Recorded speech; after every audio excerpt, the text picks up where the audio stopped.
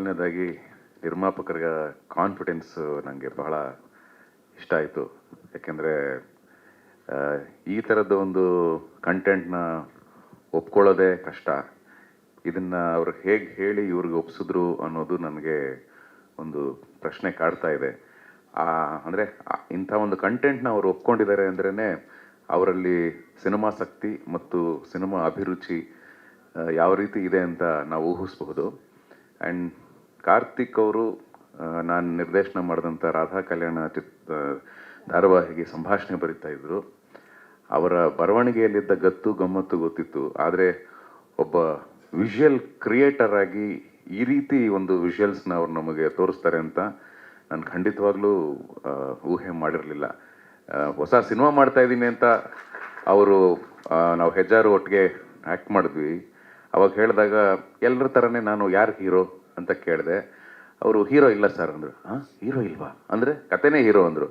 ಓಹೋ, ಅಂದರೆ ಅವರಲ್ಲಿ ಆ ಕಥೆಯ ಬಗ್ಗೆ ಆ್ಯಂಡ್ ಹೊಸ ಥರದಲ್ಲಿ ಏನಾದರೂ ಜನಗಳಿಗೆ ಕೊಡಬೇಕು, ತಮ್ಮನ್ನು ತಾವು ಒಬ್ಬ ಸಂಭಾಷಣೆಕಾರನಾಗಿ ಹೇಗೆ ಗುರುತಿಸ್ಕೊಂಡಿದ್ದಾರೋ ಅಷ್ಟೇ ಒಂದು ಪ್ರಭಾವಿ ನಿರ್ದೇಶಕರಾಗಿ ಗುರುತಿಸ್ಕೋಬೇಕು ಅನ್ನೋ ಒಂದು ಹುಮ್ಮಸ್ಸು ಆ್ಯಂಡ್ ಅವರಲ್ಲಿರುವಂಥ ಒಂದು ಟ್ಯಾಲೆಂಟು ಅದು ನನಗೆ ಕಾಣಿಸ್ತು. ಅದು ಇವತ್ತು ಪ್ರೂವ್ ಆಯಿತು.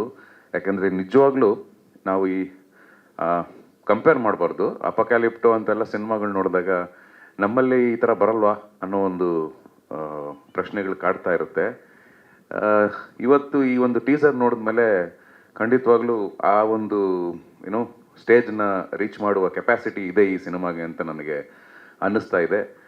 ಅಷ್ಟೇ ದೊಡ್ಡ ಮಟ್ಟಿಗೆ ಇವರು ಎಷ್ಟು ವಿಶ್ವಾಸವಾಗಿ ಇದ್ದಾರೋ ಅವರ ವಿಶ್ವಾಸಕ್ಕೆ ಅನುಗುಣವಾಗಿ ನಮ್ಮ ಜನತೆಯನ್ನು ನೋಡಿ ಅಕ್ಕಪಕ್ಕದ ಎಲ್ಲ ಭಾಷೆಯಲ್ಲೂ ರಿಲೀಸ್ ಆಗ್ತಾ ಇದೆ. ಅವರೆಲ್ಲರೂ ನೋಡಿ ಇಡೀ ದೇಶದಾದ್ಯಂತ ಪ್ರಪಂಚದಾದ್ಯಂತ ಇದು ತುಂಬ ದೊಡ್ಡ ಮಟ್ಟದಲ್ಲಿ ಹೆಸರು ಮಾಡಲಿ ಅಂತ ನಾನು ಮನಸ್ಫೂರ್ತಿಯಾಗಿ ಹಾರೈಸ್ತೀನಿ.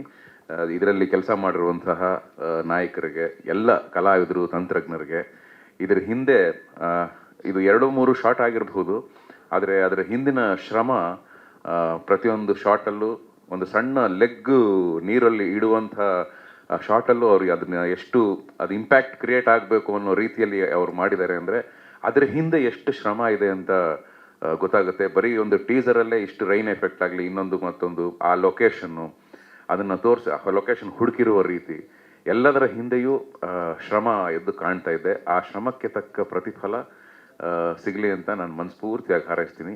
ದೇವರು, ಇವರು ನಂಬಿರುವಂಥ ಅವಧೂತ ಸ್ವಾಮೀಜಿಗಳು ಎಲ್ಲರೂ ಇವರಿಗೆ ಬಹಳಷ್ಟು ಒಳ್ಳೇದು ಮಾಡಲಿ ಅಂತ ನಾನು ಮನಸ್ಫೂರ್ತಿಯಾಗಿ ಹಾರೈಸ್ತೀನಿ. ನಮಸ್ಕಾರ.